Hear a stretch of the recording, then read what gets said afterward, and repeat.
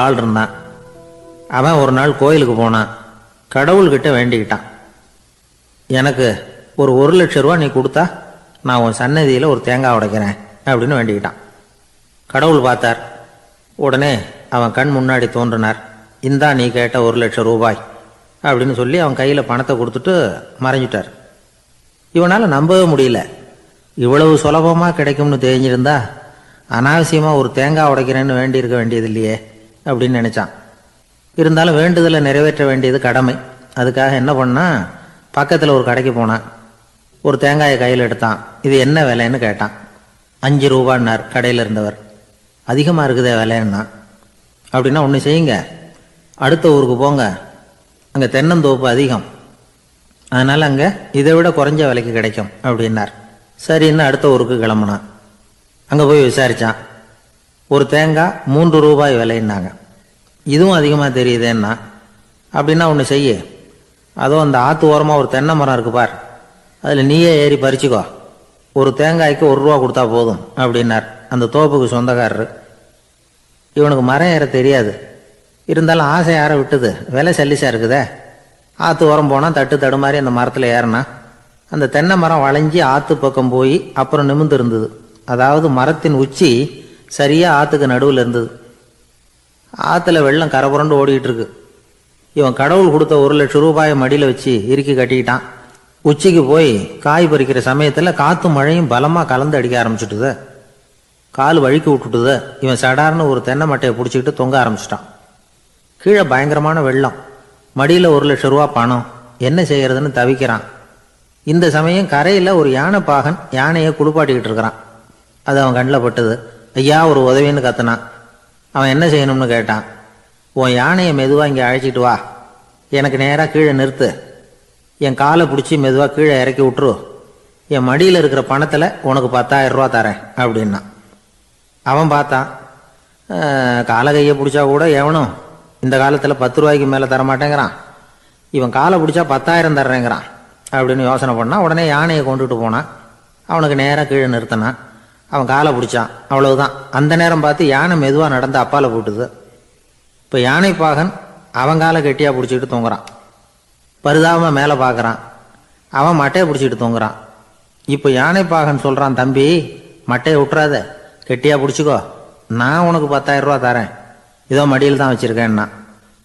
மேலே தொங்குறவனுக்கு இந்த நிலைமையிலேயும் ஒரு சந்தோஷம், மேற்கொண்டு ஒரு 10,000 ரூபா நமக்கு கிடைக்கும் போல இருக்கே அப்படின்னு. இந்த சமயத்தில் ஒருத்தன் ஒட்டகத்தை ஓட்டிகிட்டு வந்தான் அந்த பக்கமாக குளிப்பாட்டுறதுக்கு. யானை பாகம் பார்த்துட்டான். ஐயா ஒட்டகக்காரரே, அதை இங்கே கொண்டுட்டு வா, எங்கள் காலை பிடிச்சி பத்திரமா இறக்கி விடு, நாங்கள் பணம் கொடுக்குறோம்னா. அவனும் பணத்துக்கு ஆசைப்பட்டு வந்தான். அவன் காலை பிடிக்கிற சமயம் ஒட்டகமும் நழுவி போட்டுது. இப்போ 3 பேருமே வரிசையாக தொங்குறாங்க. ஒட்டகக்காரன் கத்துறான், தம்பி மட்டையை விட்டுறாத, கெட்டியாக பிடிச்சிக்கோ, நான் என் மடியில் இருக்கிற 5,000 உனக்கு தந்துடுறேன்னா. மேலே தொங்குறவனுக்கு இன்னமும் சந்தோஷம், இவனும் பணம் தர்றேங்கிறான், அப்படின்னா இன்னைக்கு நமக்கு மொத்த பண வரவு எவ்வளவு அப்படின்னு ஒவ்வொன்றா கூட்டி பார்க்க ஆரம்பித்தான். மனக்கணக்கு சரியாக வரல. அதனால் அப்படியே விரலை விட்டு எண்ண ஆரம்பித்தான். அவ்வளவுதான், மட்டையை விட்டுட்டு கை நழுவி வந்துட்டுது. 3 பேரும் பொத்துன்னு ஆற்றுல விழுந்தாங்க. படாத பாடுபட்டு தட்டு தடுமாறி கரைக்கு வந்து சேர்ந்தாங்க. 3 பேர் மடியில் இருந்த பணமும் ஆற்றோட போட்டுது. பேராசை பெருநஷ்டம் அப்படின்னு ஒரு பழமொழி இருக்குல்ல, அதை விளக்கறதுக்காக சொல்லப்பட்ட கதை இது. இந்த காலத்தில் ஒருத்தர் ஒரு நீச்சல் குளத்தில் நீச்சல் அடிச்சுக்கிட்டு இருக்கிறார். காவலுக்கு இருந்தவர் அதை கவனிச்சுட்டார். கரையிலேருந்து சத்தம் போட்டாராம், இதோ பாருங்க, இங்கே ராத்திரி 8 மணிக்கு மேலே நீச்சல் அடிக்கிறது சட்டப்படி குற்றம், அதுக்கு அனுமதி கிடையாது, தெரியாதா உங்களுக்கு அப்படின்னாராம். இதுக்கு அவரு, ஐயையோ நான் நீச்சல் அடிக்க வந்தவன் இல்லைங்க, சும்மா சுற்றி பார்க்க வந்தவன், தடுமாறி குளத்தில் விழுந்துட்டேன், நீச்சல் தெரியாது, அதனால தத்தளிச்சுக்கிட்டு இருக்கிறேன் அப்படின்னு கத்துனாராம். கரையில் இருந்தவர் பார்த்தார். ஓ அப்படின்னா சரி, அதுக்கு ஒன்றும் தடை இல்லை அப்படின்னு சொல்லிவிட்டு அவர் பாட்டுக்கு நடந்து போயிட்டாராம். ஒரு ஊரில் ஒருத்தர் இருந்தான். ஏதோ ஒரு சின்ன அலுவலகத்தில் வேலை பார்த்துக்கிட்டு இருந்தான். ரொம்ப ஏழை. வர்ற கொஞ்சம் வருமானத்தை வச்சு வாழ்க்கையை ஓட்டிகிட்டு இருந்தான். ஒரு நாள் தெரு வழியாக அவன் நடந்து வந்துக்கிட்டு இருக்கிறான். தெருவில் ஒரு காசு கிடந்தது. அதை பார்த்துட்டான். அதை குனிஞ்சு எடுத்தான். அது ஒரு பழங்கால காசு. அந்த காசு நடுவில் ஒரு துளை இருந்தது. அதாவது துளையிட்ட நாணயம். பழங்காலத்தில் புழக்கத்தில் இருந்த ஒரு நாணயம் அது. துளையிட்ட நாணயம் கிடைச்சதுன்னா ரொம்ப நல்லது, அது அதிர்ஷ்டம் அப்படின்னு ஒரு நம்பிக்கை உண்டு. இவன் கையில் அது கிடைச்சதும் ரொம்ப சந்தோஷப்பட்டான்.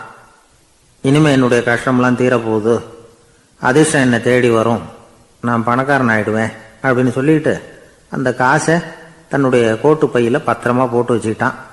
அடிக்கடி அதை தொட்டு பார்த்துக்கிறது உண்டு, வெளியில் எடுக்க மாட்டான். இப்படியே கொஞ்ச காலம் ஆச்சு. அதுக்கப்புறம் என்னாச்சு தெரியுமா? நிஜமாவே அதிர்ஷ்டம் அவனை தேடி வர ஆரம்பிச்சுட்டுது. செல்வம் வந்து குவிஞ்சுது, பணம் பதவி புகழ் எல்லாம் வந்து சேர்ந்தது. சமூகத்தில் அவன் ஒரு பெரிய மனுஷன் ஆயிட்டான். எல்லாரும் அவனை பாராட்டினாங்க. அவன் எதை தொட்டாலும் வெற்றி, எல்லாம் அந்த காசோட மகிமை அப்படின்னு அவன் மனசுக்குள்ளே நினச்சிக்கிட்டான். தினமும் காலையில் அந்த கோட்டை போட்டுக்கிட்டு தான் வெளியில் கிளம்புவான். புறப்படுறதுக்கு முன்னாடி கோட்டு பாக்கெட்டை தொட்டு பார்த்துக்குவான், உள்ளே காசு இருக்கா அப்படிங்கிறத உறுதிப்படுத்திக்குவான். அதுக்கப்புறம் தான் வெளியில் கிளம்புவான். இப்படியே பல வருஷம் ஓடி போச்சு. ஒரு நாள் அவனுக்கு அந்த ஆசை வந்துட்டுது, அதாவது அந்த துளையிட்ட நாணயத்தை எடுத்து கண்ணால் பார்க்கணும் அப்படின்னு. காலையில் சாப்பிட்டுக்கிட்டு இருந்தான்.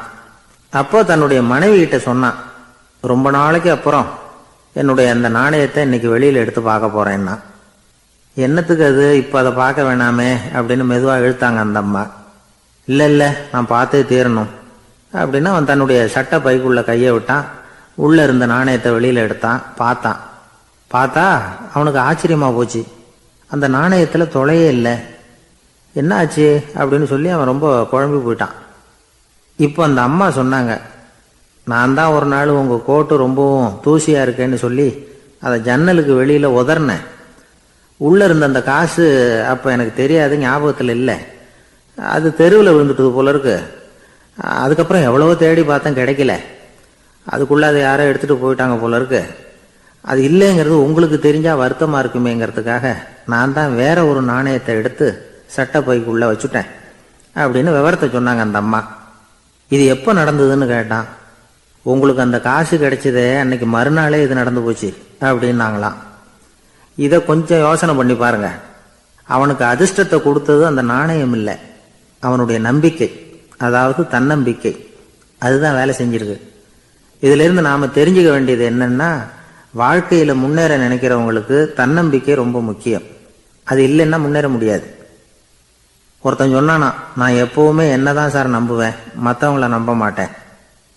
நேற்றுக்கு பாருங்க, திடீர்னு 10 பேர் என்ன அடிக்க வந்துட்டாங்க, நான் ஒருத்தனாவே அதை சமாளித்தேன் அப்படின்றான் ரொம்ப பெருமையா. அது எப்படின்னு கேட்டாங்களாம். ஒரே ஓட்டமாக அங்கேருந்து ஓடி வந்துட்டேன் அப்படின்னு நானா. நிறைய பணம் சேர்த்தான். அவனுக்கு சம்பாதிக்க தெரியுமே தவிர செலவு பண்ண தெரியாது. மகா கஞ்சன்.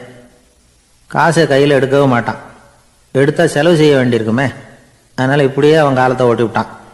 வயசாயிட்டுது. அவனுடைய மனைவி ஒரு நாள் கேட்டாங்க, இவ்வளவு நாளா நீங்கள் என்னை எங்கேயுமே அழைச்சிட்டு போனதில்லை, இப்போவாவது அழைச்சிட்டு போகக்கூடாதா அப்படின்னாங்க. எங்கே போகணும் சொல்லுன்னா. காசிக்கு போகணும், கங்கையில் குளிக்கணும்னாங்க. இவன் பார்த்தான், இதுக்கு ஏன் அவ்வளவு தூரம் செலவு பண்ணிட்டு போகணும், நம்ம ஊர் ஆற்றுலேயே குளிக்கலாமே, இதுவும் புண்ணிய நதி தான், இங்கே குளிச்சா அங்கே குளிச்ச பலன் கிடைச்சிரும் அப்படின்னா. சரின்னு 2 பேருமா ஆத்தங்கரைக்கு போனாங்க. அன்னைக்கு ஏதோ விசேஷம், நிறைய கூட்டம், நிறைய பேர் குளிச்சுக்கிட்டு இருக்கிறாங்க. கரையில் சில புரோகிதர்கள் நின்றுக்கிட்டு இருக்கிறாங்க. குளிக்கிறதுக்கு முந்தி அவங்க கிட்ட உட்காந்தா ஏதோ மந்திரம்லாம் சொல்லுவாங்க, கொஞ்சம் காசு கொடுக்க வேண்டியிருக்கும். அதனால் இவன் என்ன பண்ணான், ஆத்தங்கரையிலேயே கொஞ்சம் தூரம் போனான். ஊரை விட்டு தள்ளி வந்துட்டான், அங்கே யாருமே இல்லை. அப்பாடான்னு சந்தோஷப்பட்டான். குளிக்கலாம்னு புறப்பட்டான். இந்த நேரம் கடவுள் பார்த்தார், இந்த கஞ்சனுக்கு ஏதாவது புத்தி போகட்டணும் அப்படின்னு நினைச்சார். உடனே ஒரு புரோகிதர் மாதிரி உருவத்தை மாற்றிக்கிட்டு அந்த ஆள் முன்னாடி வந்து நின்னார். அவனுக்கு அதிர்ச்சி, இங்கே யாருமே இருக்க மாட்டாங்கன்னு நினச்சா இங்கேயுமே ஒரு ஆள் வந்துட்டாரு, என்ன பண்ணுறதுன்னு யோசனை பண்ணான்.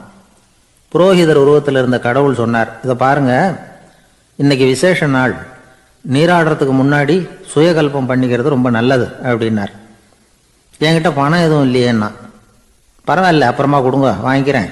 ஆனால் ஒன்று, எவ்வளவு கொடுப்பீங்கிறத மட்டும் இப்போவே சொல்லிவிடுங்க அப்படின்னார். இவன் ரொம்ப யோசனை பண்ணான். ஒரு 10 பைசா தரேன் அப்படின்னா. சரின்னு ஒத்துக்கிட்டு எல்லா கிரியைகளையும் அவர் செஞ்சார். அதுக்கப்புறம் கணவனும் மனைவியும் ஆற்றுல குளிச்சாங்க. அவர் போயிட்டார். கொஞ்ச நாள் கழித்து அவன் வீட்டுக்கு வந்தார் கடனை வசூல் பண்ணுறதுக்கு. வாசலில் நின்றுக்கிட்டு இருந்த அவன் மனைவி, இவரை பார்த்ததும் தயங்க ஆரம்பித்தாங்க.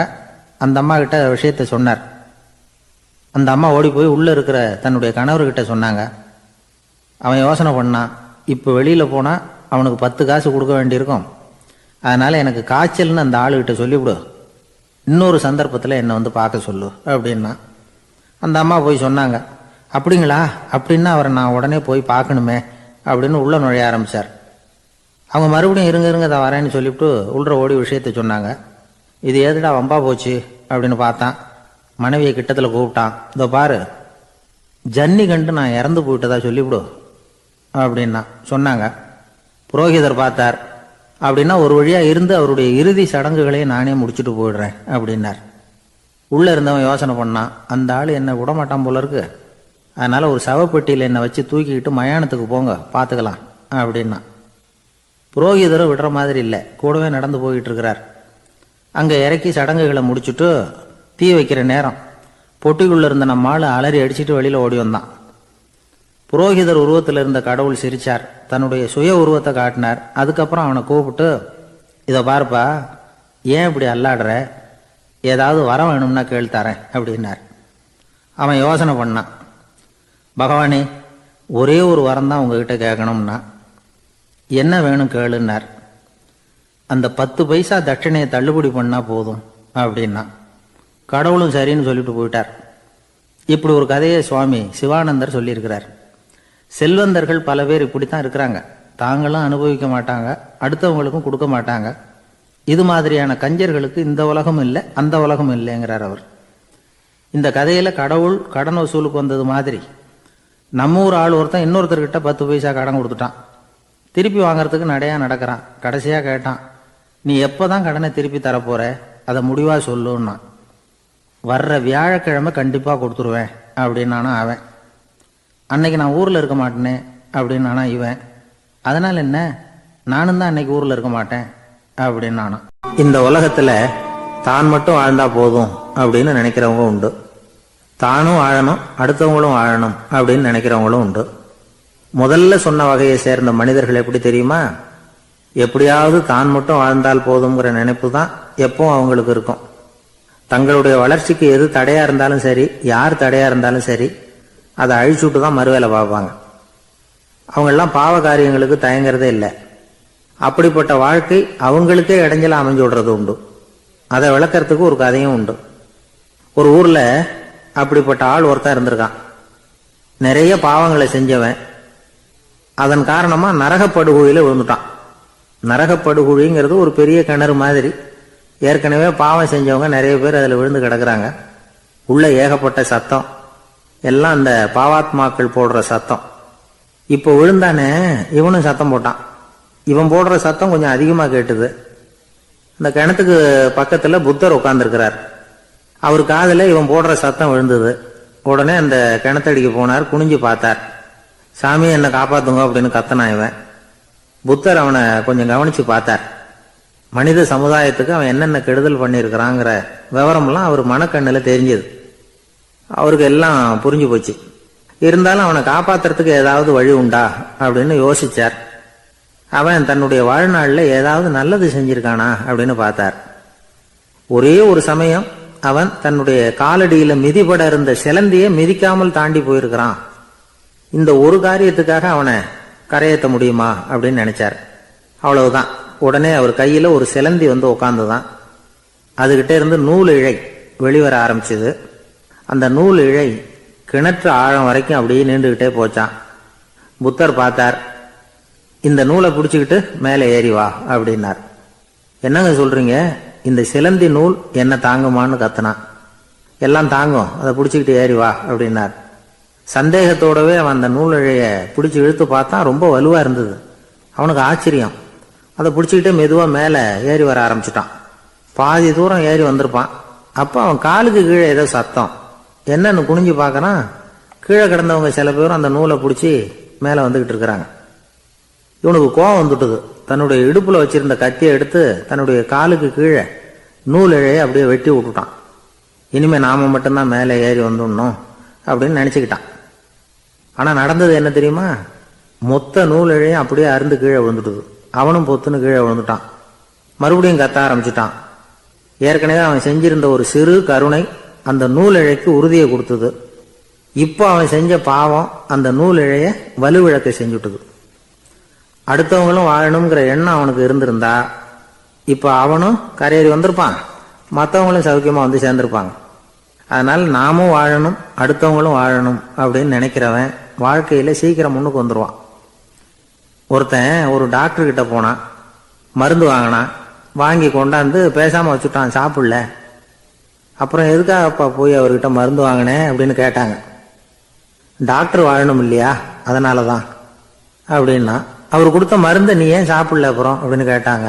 நான் வாழணும் இல்லையா, அதுக்காக தான் அப்படின்னா. யாருக்காவது ஏதாவது கொடுத்துக்கிட்டே இருப்பார் கொடையாளி. தினமும் யாராவது ஒருத்தருக்கு ஏதாவது கொடுக்கலன்னா அவருக்கு தூக்கம் வராது, அப்படி ஒரு பழக்கம். அது மட்டும் இல்லை, அவர் கொடுக்கறது அடுத்தவங்களுக்கு தெரியாது, அவ்வளவு ரகசியமா அதை கொடுப்பார். வலது கை கொடுக்கறது இடது கைக்கு தெரியக்கூடாதுன்னு சொல்லுவாங்கல்ல, அது மாதிரி அவர். ஒரு நாள் ராத்திரி அவர் ஏற்கனவே தயாராக கட்டி வச்சிருந்த பணம் முடிச்ச கையில் எடுத்துக்கிட்டு வீட்டை விட்டு வெளியில் வந்தார். தெருவில் இறங்கி நடந்தார். இன்னைக்கு யாருக்கு தர்மம் செய்யறது அப்படின்னு யோசனை பண்ணிட்டு இருட்டில் நடந்து வந்துகிட்டு இருக்கிறார். யாரோ ஒருத்தர் எதிரில் வர்றது மாதிரி தெரிஞ்சுது. உடனே அவர் கிட்ட போனார். தன்கிட்ட இருந்த பணம் முடிச்ச அவசரமாக அவர் கையில் திணிச்சுட்டு திரும்பி வந்துட்டார். அப்பாடா, ஒரு வழியாக யாருக்கும் தெரியாமல் இன்னைக்கு தர்மம் பண்ணியாச்சு அப்படிங்கிற மகிழ்ச்சி, மன நிறைவு அவர் முகத்தில். நிம்மதியாக தூங்கினார். அப்புறம் எழுந்திரிச்சார். மறுநாள் காலையில் ஊரு பூரா ஒரே பேச்சு. என்ன பேச்சுன்னா, நேற்று ராத்திரி ஒரு திருடன் கையில் யாரோ பணத்தை கொடுத்துட்டு போயிருக்கிறாங்க அப்படின்னு எல்லாரும் பேசிக்கிட்டு இருக்கிறாங்க. இதை கேள்விப்பட்டதும் அந்த பெரியவருக்கு ரொம்ப வருத்தமாக போச்சு. அடடா, போயும் ஒரு திருடனுக்காக உதவி பண்ணியிருக்கிறோம், பிரயோஜனம் இல்லாமல் போட்டுதே அப்படின்னு நினைச்சார். சரி, இன்னைக்கும் யாருக்காவது உதவி பண்ணணும் அப்படின்னு முடிவு பண்ணினார். ராத்திரி நேரம் வந்தது. இவர் வழக்கம் போல தெருவில் இறங்கி நடந்தார். கையில் பணம் முடிச்சு. எதிரில் ஒரு பொன் உருவம் மங்கலா தெரிஞ்சது. இவர் உடனே அந்த பெண்கிட்ட பணத்தை கொடுத்துட்டு திருப்தியாக திரும்பி வந்துட்டார். மறுநாள் காலையில் ஊர் பூரா என்ன பேசிக்கிட்டாங்க தெரியுமா? நேற்று ராத்திரி நெறி தவறி நடக்கிற ஒரு பெண்ணின் கையில் யாரோ பணத்தை வச்சுட்டு போயிருக்கிறாங்க அப்படின்னு எல்லாரும் பேசிக்கிறாங்க. அடடா, இன்னைக்கும் தவறுதலாக நடந்து போச்சு அப்படின்னு ஒரு வருத்தப்பட்டார். இருக்கட்டும், இன்னைக்கும் ஏதாவது தர்மம் பண்ணுவோம் அப்படின்னு நினச்சிக்கிட்டாரு. 3வது நாள் ராத்திரியும் புறப்பட்டார். இப்பவும் எதிரில் ஒருத்தர் வந்தார். இவர் பணத்தை கொடுத்தார், திரும்பி வந்துட்டார். மறுநாள் மக்கள் என்ன பேசிக்கிட்டாங்கன்னா, நேற்று ராத்திரி ஒரு செல்வந்தர் கையில் யாரோ பணத்தை கொடுத்துட்டு போயிருக்கிறாங்க அப்படின்னு பேசிக்கிட்டாங்களாம். அவருக்கு ரொம்ப வருத்தமாக போயிட்டுது. என்ன இது, தினம் இப்படி ஆகிக்கிட்டு இருக்குதே அப்படின்னு நினச்சிக்கிட்டே படுத்து தூங்கினார். அன்னைக்கு ராத்திரி ஒரு கனவு. அந்த கனவுல இறைவன் வந்து சொன்னாராம், இதோ பாருப்பா, நீ கொடுத்த தர்மம் வீணா போயிடல. உன்கிட்ட பணம் வாங்கின அந்த திருடன் திருந்திட்டான், அந்த பொண்ணும் திருந்திட்டா, அந்த செல்வந்தனும் கொடையாளி ஆயிட்டான், எல்லாருக்கும் உதவி பண்ண ஆரம்பிச்சுட்டான் அப்படின்னு சொன்னாராம். இந்த கதையை சொன்னவர் யாருன்னா நபிகள் நாயகம். இதுல உள்ள கருத்து என்னன்னா, நல்ல மனசோட தர்மம் பண்ணுனா அது வீணா போறதில்லை. இன்னொரு கருத்து, தர்மம் வந்து தன்னை மட்டுமல்ல அடுத்தவங்களையும் தீமையிலிருந்து காப்பாற்றும். இதுதான் நாம புரிஞ்சுக்க வேண்டியது. இந்த காலத்திலையும் இது மாதிரி சில சம்பவங்கள் நடக்கிறது உண்டு. ஒரு பெரியவர் இருட்டில் நடந்து வந்துகிட்டு இருந்தாரு. எதிரில் வந்த ஒருத்தன் வலு கட்டாயமா இவர் கையை பிடிச்சி ஒரு பண முடிப்பை கொடுத்து வச்சுக்க சொல்லிவிட்டு விலகி போயிட்டான். பெரியவருக்கு ஆச்சரியம், இந்த காலத்திலையும் இப்படி வலது கை கொடுக்கறது இடது கைக்கு தெரியக்கூடாதுன்னு நினைக்கிற கொடையாளிகள் உண்டு போல இருக்கு அப்படின்னு யோசனை பண்ணிக்கிட்டே நடந்தார். கொஞ்சம் தூரம் போயிருப்பாரு. அதுக்குள்ள அதே ஆள் திரும்பி வந்தான். கொடுத்த பணம் முடிப்பை திருப்பி கொடுங்க அப்படின்னு கேட்டு வாங்கிட்டான். இவருக்கு ஒன்றும் புரியல. ஏன் இப்படி பண்றேன்னார். அது ஒன்றும் இல்லைங்க, கொஞ்ச நேரம் இதை உங்ககிட்ட கொடுத்து வச்சிருந்தேன், அவ்வளவுதான் அப்படின்னா. ஏன்னு கேட்டார். என்னை பின்னாடி போலீஸ் தேடிக்கிட்டு வந்துகிட்டு இருக்குது, அதுதான் அப்படி பண்ணேன், இப்போ போயிட்டுது, இனிமே ஒன்றும் பயமில்லை அப்படின்னு சொல்லிவிட்டு அவன் பாட்டுக்கு நடந்து போறான். பெரிய குடும்பத்தில் பிறந்தவர். இருக்கிற சொத்துக்கள் எல்லாத்தையும் வாரி வழங்கிவிட்டு காட்டுக்கு புறப்பட்டார் தவம் செய்யறதுக்காக. இருந்தது பூராவும் கொடுத்துட்டார், இனிமே எதுவுமே இல்லை கொடுக்கறதுக்கு. அப்போ கடைசியா ஒருத்தன் வந்து கையை நீட்டினானா, ஐயா ஏதாவது கொடுங்கன்றிருக்கான். அவர் பார்த்தார், கட்டியிருக்கிற வேட்டியை தவிர வேற எதுவுமே இல்லை. 8 முழம் பட்டு வேட்டி, ஜரிகை கரையோடு இருக்குது. கடைசியாக அதை தான் எடுத்துக்கிட்டு அவர் புறப்பட்டுருக்கார். அவர் பார்த்தார், எதிரில் அவன் பரிதாபமாக நின்றுட்டு இருக்கிறான். அந்த 8 முழ வெட்டியை 2ஆக கிழிச்சார். 4 முழத்தை அவங்ககிட்ட கொடுத்தாரு. மீதி 4 முழத்தை தன்னுடைய இடுப்பில் கட்டிக்கிட்டு அவர் காட்டுக்கு போயிட்டார். இவன் என்ன பண்ணான் தெரியுமா? கையில் கிடைச்ச 4 முழத்தை எடுத்துக்கிட்டு கடை வீதிக்கு போனான். பழைய பட்டு வேட்டி ஜருகை இதையெல்லாம் விலைக்கு வாங்குற வணிகர் ஒருத்தர் இருக்கார். அவர்கிட்ட போனான். இதை விலைக்கு எடுத்துக்கிறீங்களா அப்படின்னு கேட்டிருக்கான். அவர் வாங்கி பார்த்துருக்கார். ஆஹா, இது ரொம்ப அருமையான வேட்டி, விலை உயர்ந்த ஜருகை, இது ஏது உனக்கு அப்படின்னு கேட்டாரான். அவன் நடந்தது சொல்லியிருக்கான். அப்படின்னா ஒன்று செய்ய, இந்த வேட்டியோட இன்னொரு பாதியையும் மெதுவாக வாங்கிட்டு வந்துரு, உனக்கு நிறைய பணம் தர்றேன் அப்படின்னாரான் அந்த வணிகர். இவன் கொஞ்சம் யோசனை பண்ணி பார்த்தான். கொஞ்சம் இருங்க, வந்து விடுறேன் அப்படின்னு சொல்லிவிட்டு நேராக காட்டுக்கு போனான். அவர் எங்கே இருக்காருன்னு தேடி கண்டுபிடிச்சான். அவர் ஒரு இடத்துல தவக்கோலத்தில் இருக்கிறார். கட்டியிருந்த இடவேட்டியும் அவர் அறியாமல் நழுவி கீழே விழுந்து கிடக்குது. இவனுக்கு ரொம்ப வசதியாக போச்சு. அவரை கேட்க வேண்டிய அவசியமே இல்லை. மெதுவாக சத்தம் போடாமல் அடி மேலே அடி வச்சு நெருங்கினான். அவர் கண்ணை மூடிக்கிட்டு அவர் பாட்டு நின்றுட்டு இருக்கிறார். இவன் மெதுவாக போய் கீழே கிடந்த அந்த துணியை எடுத்துக்கிட்டு சத்தம் போடாமல் திரும்பி நடந்தான். ஒரு 2-3 அடி எடுத்து வச்சிருப்பான். அப்படி ஓட ஆரம்பிக்கிற சமயத்தில் அவன் காலில் கீழே கிடந்த முள்ளு ஒன்று நறுக்குன்னு தைச்சி விட்டுது. வலி தாங்க முடியாமல் அம்மான்னு கத்திருக்கான். இந்த சத்தத்தினால கண்ணை மூடி நின்றுக்கிட்டு இருந்த அவரோட தவம் கலைஞ்சது. மெல்ல கண்ணை திறந்து பார்க்குறார். தன் இடையில இருந்த வேட்டி அவன் கையில் இருக்கு. இப்போ அவர் நினைக்கிறார், என்ன நினைக்கிறாருன்னா, இந்த வேட்டி மீது நான் வைத்த ஆசையல்லவா அவனை திருடனாக ஆக்கி விட்டது அப்படின்னு நினைச்சாரான். இந்த வேட்டி மேல நாம வச்ச ஆசை அவனை திருடும்படி ஆக்கி விட்டதே அப்படின்னு நினைச்சாரான். இது எப்பேற்பட்ட மனநிலை அப்படிங்கிறத கொஞ்சம் யோசனை பண்ணி பாருங்க. தான் ஒரு பொருள் மேல வச்ச பற்று இன்னொரு மனிதன் திருடனாக ஆகிறதுக்கு காரணம் ஆயிட்டுதேன்னு நினைக்கிறார். அப்படி நினைச்ச அந்த பெரியவர் யார் தெரியுமா? அவர் தான் மகாவீரர். இழந்துட்டேங்கிறியே, நீ என்னத்தை கொண்டுகிட்டு வந்த எங்க இழந்துடுறதுக்கு? நீ என்னத்தை உண்டாக்குன இது அழிஞ்சுட்டுதுன்னு சொல்றதுக்கு? இதுதான் அவருடைய சிந்தனை. இன்றைக்கு நம்ம சிந்தனையெல்லாம் வேற மாதிரி இருக்குது. ஒருத்தன் நடுத்தெருவில் உட்காந்து அழுதுகிட்டு இருந்தான். அந்த வழியா வந்தவர் ஒருத்தர், ஏன்பா அழறேன்னு கேட்டாராம். 5 ரூபா சார், இந்த இடத்துல விழுந்துட்டுது, ரொம்ப நேரமா தேடுறேன், கிடைக்காது போல இருக்கு அப்படின்னு சொல்லிவிட்டு அழறான். எப்போ தொலைஞ்சதுன்னு கேட்டாராம் அவரு. அது எனக்கு தெரியாது சார், பணத்தை தொலைச்சவன் தேடி பார்த்துட்டு போயிட்டான், நான் அவனுக்கு பின்னாடி தேட வந்தவன் அப்படின்னு நானா. இவன் ஒரு முனிவர் இருந்தார். ஒரு நாள் அவரை தேடிட்டு 4 பேர் வந்தாங்க. சுவாமி, எங்களுக்கு ரொம்ப நாளா ஒரு சந்தேகம்னாங்க. என்னன்னு கேட்டார். இந்த உலகத்துல எவ்வளவோ காரியங்கள் நடக்குது, எது நியாயம் எது அநியாயம் அப்படின்னு புரிஞ்சுக்க முடியலன்னாங்க. அது யாராலையும் புரிஞ்சுக்க முடியாதுன்னார் முனிவர். வந்தவங்களுக்கு ஆச்சரியமா போச்சு, ஒரு மாதிரியா பார்த்தாங்க. இதை முனிவர் கவனிச்சார். சரி புறப்படுங்க என்னோடன்னார். எங்கன்னு கேட்டாங்க. இப்போ உங்க 4 பேரையும் ஒரு புஷ்பக விமானத்துல அழைச்சிட்டு போறேன். இந்த உலகத்துல சர்வசாதாரணமா நடக்கக்கூடிய ஒரு காட்சியை உங்களுக்கு காட்ட போறேன். நீங்க பார்க்க போற அந்த காட்சி நியாயமா அநியாயமா அப்படிங்கிறத என்கிட்ட சொல்லணும். நீங்க சரியான பதில் சொன்னா புஷ்பக விமானத்துல தொடர்ந்து பிரயாணம் பண்ணலாம். தவறான பதில் சொன்னா இந்த புஷ்பக விமானம் உங்களை கீழே தள்ளி விட்டுரும் அப்படின்னார். 4 பேருக்கும் பயந்தான். இருந்தாலும் முனிவர் கூப்பிடுறாரே அப்படின்னு சொல்லி புறப்பட்டாங்க. அவங்க எல்லாரும் புறப்பட்டு ஒரு காட்டு வழியா போயிட்டு இருக்கிறாங்க புஷ்பக விமானத்துல. அங்க நடக்கிற ஒரு காட்சியை காட்டுறார் முனிவர். அதோ அங்க பாருங்கன்னார். அந்த விமானத்துல இருந்தபடியே எல்லாரும் கீழே குனிஞ்சு பாக்குறாங்க. அங்க ஒரு தாய் புலி அப்பதான் குட்டி போட்டிருக்கு. குட்டிகளை ஈன்ற உடனே பசிக்கு இறை தேடி அந்த பக்கமா வருது. அதே நேரம் ஒரு தாய் மான், அதுவும் அப்பதான் குட்டி போட்டிருக்கு. அதுவும் இதே மாதிரி குட்டிகளை ஈன்ற உடனே பசிக்கு இறை தேடி அந்த பக்கமா வருது. இப்ப அந்த புலி அந்த மானை அடிச்சு போட்டுடுது. அதுவும் சாப்பிடுது, குட்டிகளுக்கும் கொடுக்குது. இப்போ அந்த புலிக்குட்டிகள் முகத்துல மகிழ்ச்சி, தாயை இழந்த அந்த மான் குட்டிகள் முகத்துல துக்கம். இப்போ அந்த முனிவர் 4 பேர்கிட்டையும் கேட்கிறார், நீங்க இங்க பாத்தீங்களே, இதுல எது நியாயம் எது அநியாயம்? ஒவ்வொருத்தரா சொல்லுங்க. உங்க பதில் சரியில்லைன்னா இந்த விமானம் உங்களை கீழே தள்ளி விட்டுரும், சொல்லுங்க பார்க்கலாம்னார். முதல்ல ஒருத்தன் சொன்னான், அந்த புலி செஞ்சது சரிதாங்க, அது பசிக்கு அதுதான் ஆகாரம். தன்னுடைய பசிக்கு தானே இறை தேடிக்கிட்டுது, அதில் என்ன தப்பு, அவ்வளவுதான், அதனால் புலி செஞ்சது நியாயம்தான் அப்படின்னா. அவ்வளவுதான், அந்த விமானம் அவனை அப்படியே கீழே தள்ளி விட்டுட்டுது. அதனால் அவன் கொடுத்த பதில் சரியில்லை அப்படிங்கிறது புரிஞ்சு போச்சு.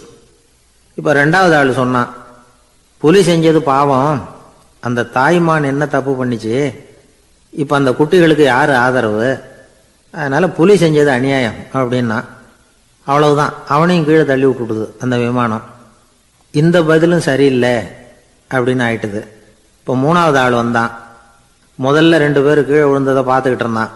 அதனால் அவன் சொன்னான், ரெண்டுமே நியாயம்தாங்க, புலி இறை தேடினதும் இயற்கை, அதுக்கு மான் இறையானதும் இயற்கை, அதனால் இதில் ஒன்றும் தப்பு இல்லைன்னா. அவ்வளவுதான், அவனையும் அந்த விமானம் கீழே பிடிச்சி தள்ளி விட்டுது. இப்போ நாலாவது ஆள் வந்தான். முனிவர் கேட்டார், நீயாவது சொல்லுப்பா, இந்த செயலில் எது நியாயம்னார். அவன் தெளிவாக பதில் சொன்னான். அதாவது என்ன சொன்னான்னா, எனக்கு தெரியல அப்படின்னா. அவனை விமானம் கீழே தள்ளல, சௌரியமாக அழைச்சிட்டு போட்டுது. இவனும் பிரயாணம் சௌக்கியமாக பண்ணானான். ஆக இதுதான் சரியான பதிலுங்கிறத முனிவர் உணர்த்தினார். இந்த கதையிலிருந்து நாம் புரிஞ்சுக்க வேண்டியது என்னன்னா, இந்த உலகத்தில் எவ்வளவோ காரியங்கள் நடக்குது, அதெல்லாம் ஏன் அப்படி நடக்குதுங்கிறதுக்கு எப்பேற்பட்ட பண்டிதராலும் பதில் சொல்ல முடியாது. தெரியாததை தெரியாதுன்னு ஒத்துக்கிட்டா வாழ்க்கை பிரயாணம் சுகமாக இருக்கும். அதனால் தேவையில்லாத விஷயங்களை புரிஞ்சுக்கிறதுக்கு நேரத்தை செலவு பண்ணிகிட்டு இருக்கக்கூடாது. வாழ்க்கையை குழப்பிக்க கூடாது. வாழ்க்கைக்கு தேவையானது என்னவோ அதை மட்டும் புரிஞ்சுக்கிட்டா போதும். இந்த காலத்து ஆள் ஒருத்தன் ஒரு பெரியவரை தேடி வந்தான். ஐயா, ஒரு சந்தேகம்னா. என்ன உன்னுடைய சந்தேகம்னார். பகுத்தறிவுன்னா என்ன, விதின்னா என்ன அப்படின்னு கேட்டான். இதுக்கு அவரு, இப்போ உன்னுடைய வலது காலை தூக்குன்னார். தூக்கினான். சரி, இப்போ உன்னுடைய வலது காலை கீழே இறக்காம உன்னுடைய இடது காலையும் தூக்குன்னார். தூக்கினான். பொத்துன்னு கீழே விழுந்துட்டான். பெரியவர் சொன்னார், உன்னால ஒரு காலை தூக்க முடிஞ்சுது, அதுதான் பகுத்தறிவு. 2 கால்களையும் ஒரே சமயத்தில் தூக்குனா அடிபடும், அப்படிங்கிறது தான் விதி அப்படின்னு விளக்கம் கொடுத்தார். இவன் தன்னுடைய விதியை நொந்துக்கிட்டே இடுப்பை பிடிச்சிக்கிட்டு அங்கேருந்து நடந்து போயிட்டான். ஜெருசலேம், அங்க உள்ள ஒரு தேவாலயம், அதுல உள்ள பலிபீடத்தின் முன்னாடி ஒரு பெட்டி உண்டு. அது காணிக்கை பெட்டி. ஆலயத்துக்கு வர்றவங்க பிரார்த்தனை பண்ணிவிட்டு திரும்பி போற சமயத்துல அந்த பெட்டியில காணிக்கை போடுவாங்க. அவங்களால எவ்வளவு முடியுமோ அவ்வளவு போடுறது வழக்கம். அவங்கவுங்க வசதிக்கு தகுந்த மாதிரி போடுவாங்க. வசதி உள்ளவங்களா இருந்தாலும் சரி, வசதியே இல்லாத வறியவர்களா இருந்தாலும் சரி, ஆலய காணிக்கை பெட்டியில காசு போடுறது அவங்களுக்கு ரொம்ப பெருமையான ஒரு செயல். ஒரு சமயம் இயேசு தம்முடைய சீடர்களோடு அந்த ஆலயத்துக்கு வரார். அங்க உட்காந்து ரொம்ப நேரம் வழிபாடு பண்ணிட்டு இருக்கிறார். சீடர்களும் அந்த ஜபத்துல கலந்துக்கிட்டாங்க. வழிபாடு முடிஞ்சுது. இயேசு உட்கார்ந்துருக்கிறார். காணிக்கை பெட்டியில காசு போடுறவங்கள கவனிக்கிறார். சீடர்களும் அதையே கவனிச்சுக்கிட்டு இருக்கிறாங்க. ரொம்ப பேர் வரிசையா வந்தாங்க. அவங்களால முடிஞ்ச அளவுக்கு காசு போட்டுட்டு அவங்க பாட்டுக்கு போய்கிட்டு இருக்கிறாங்க. வசதியானவங்க நிறைய பேர் வந்தாங்க. அதுக்கு மத்தியில் வயசான ஒரு அம்மா, அவங்களும் காசு போட்டுட்டு போறாங்க. இப்போ இயேசு தன்னுடைய சீடர்கள் பக்கம் திரும்பினார். ஒரு கேள்வி கேட்டார். இப்போ இந்த காணிக்கை பெட்டியில நிறைய பேர் காசு போட்டுட்டு போறத நீங்க கவனிச்சிங்க. இன்னைக்கு இந்த காணிக்கை பெட்டியில ரொம்பவும் அதிகமா காசு போட்டது யார் அப்படின்னு கேட்டார். முதல்ல வந்தார ஒரு பெரிய மனுஷன், அவர் தான் அதிகமா போட்டார் அப்படின்னாரு ஒருத்தர். மூணாவதா வந்தவர் தான் அதிகமா போட்டார், நான் கவனிச்சேன் அப்படின்னாரு இன்னொருத்தர். இப்படி ஆளுக்கு ஒரு விதமா சொல்றாங்க. கடைசியா இயேசு சொன்னாராம், இன்றைக்கு அந்த பெட்டியில அதிகமா காசு போட்டவங்க அந்த வயசான அம்மா தான் அப்படின்னாராம். சீடர்களுக்கு ஒன்றும் புரியல. அந்த அம்மா ரொம்ப ஏழையாச்சே, அவங்க எப்படி அதிகமா காணிக்கை செலுத்த முடியும் அப்படிங்கறது அவங்க சந்தேகம். இயேசு விளக்குனார். நிறைய பேர் வந்தாங்க, நிறையவே காசுகள் போட்டாங்க, அது உண்மைதான். ஆனாலும் அந்த அம்மா என்ன பண்ணாங்க கவனிச்சிங்களா? வந்தாங்க, தன்னுடைய காசு பைய திறந்தாங்க, அப்படியே கொட்டுனாங்க. அதுல இருந்தது 2 காசுகள் தான். அந்த 2 காசும் காணிக்கை பெட்டியில விழுந்துட்டுது. மற்றவங்கெல்லாம் தங்கள்கிட்ட இருந்த செல்வத்தின் ஒரு சிறு பகுதியை எடுத்து பெட்டியில போட்டாங்க. ஆனா இந்த அம்மா தன்கிட்ட என்ன இருந்ததோ அதை அப்படியே போட்டுட்டாங்க. தன்னுடைய பிழைப்புக்காக வச்சிருந்த அவ்வளவையும் இழக்கிறதுக்கு தயாராயிட்டாங்க. அவ்வளவு தாராள மனசு அவங்களுக்கு. அதனால அவங்க செலுத்தின காணிக்கை தான் அளவுல அதிகம் அப்படின்னார். விலை மதிப்பில்லாத முத்து புதையல் ஒருத்தனுக்கு கிடைக்க போகுதுன்னு வச்சுக்கோங்க. அதன் மதிப்பை உணர்ந்தவன் என்ன பண்ணுவான்? அதை அடையறதுக்காக தன்கிட்ட இருக்கிற எதையும் கொடுக்கறதுக்கு தயாரா இருப்பான் இல்லையா? அது மாதிரி தான் இதுவும் அப்படின்னார். உலக மதிப்பீடுகளை துரும்பா தூசியா மதிச்சு அதையெல்லாம் உதறி விடுகிறவன் இறையருள் அப்படிங்கிற இணையில்லாத செல்வத்தை பெறுகிறான் அப்படிங்கிறது இதுல உள்ள கருத்து. இறைவனுக்காக இழப்பதுன்னா துன்பப்படுகிறவர்களுக்காக, ஏழைகளுக்காக, ஏதுமற்றவர்களுக்காக இழப்பது அப்படின்னு அர்த்தம். உங்கள் அயலானுக்கு நீங்கள் என்ன உதவி செய்தாலும் அதை எனக்கே செய்கிறீர்கள் அப்படின்னு இயேசு சொல்லியிருக்கிறார். அடுத்தவங்களுக்கு உதவணுங்கிற குணம் இன்னைக்கு ரொம்ப குறைஞ்சு போச்சு. ஒருத்தன் வாழைப்பழத்தோல் வழுக்கி கீழே விழுந்துட்டான். பக்கத்தில் இருந்த நண்பன் உடனே இவனை தூக்கிக்கிட்டு போய் ஆஸ்பத்திரியில் சேர்த்துட்டான்.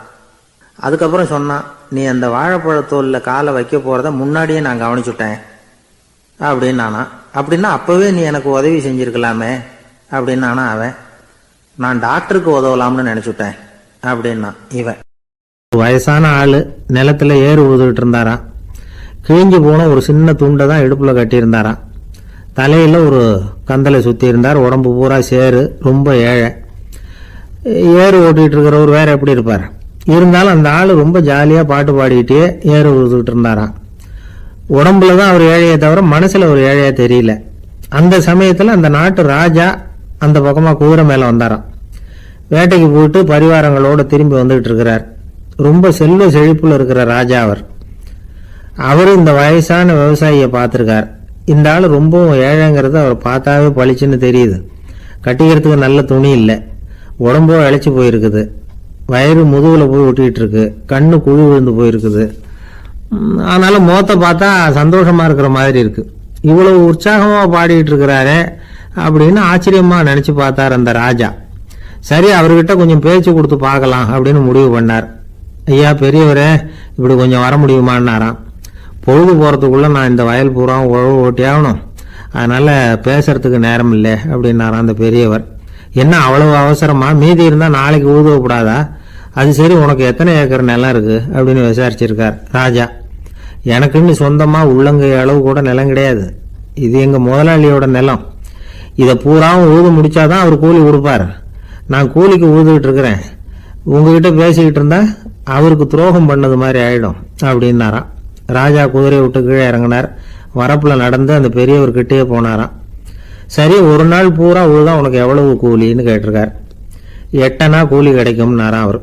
இது ரொம்ப காலத்துக்கு முன்னாடி நடந்த ஒரு சம்பவங்கிறதுனால அப்போ 8 அணா கூலிங்கிறது ரொம்ப பெருசு.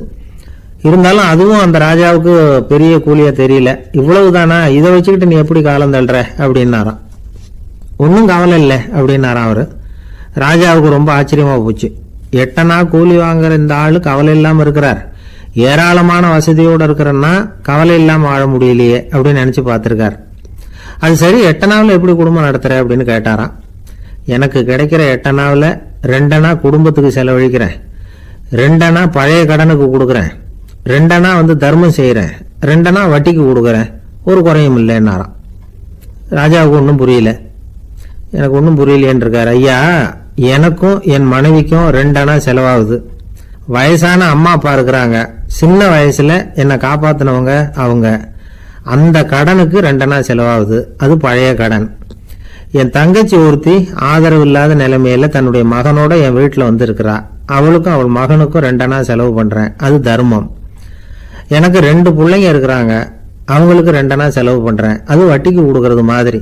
பிற்காலத்தில் அவங்க எங்களை காப்பாற்றுவாங்க. அந்த வகையில் நான் திருப்தியோடு வாழ்ந்துகிட்டு இருக்கிறேன் அப்படின்னாராம். ராஜாவுக்கு அர்த்தம் புரிய ஆரம்பிச்சுதான். அந்த பெரிய நிலத்தை விலை கொடுத்து வாங்கி அந்த பெரியவருக்கே தானமாக கொடுத்துட்டாராம். இப்போ ஊழவருக்கே நிலம் சொந்தமாயிட்டுது. அன்னையிலேருந்து அரசனுக்கும் ஆறுதல் கிடைச்சுதான். இப்படி ஒரு கதை சொல்லுவாங்க. 8 அணா வருமானத்தை வச்சுக்கிட்டு எப்படி காலத்தை தள்ளுறதுன்னு சொல்றதுக்காக இந்த கதையை சொல்றதாக யாரும் தப்பா நினைச்சுக்க கூடாது. கிடைக்கிறத எப்படி பங்கு போடுறார், எப்படி திருப்தியா வாழறார் அப்படிங்கிறது தான்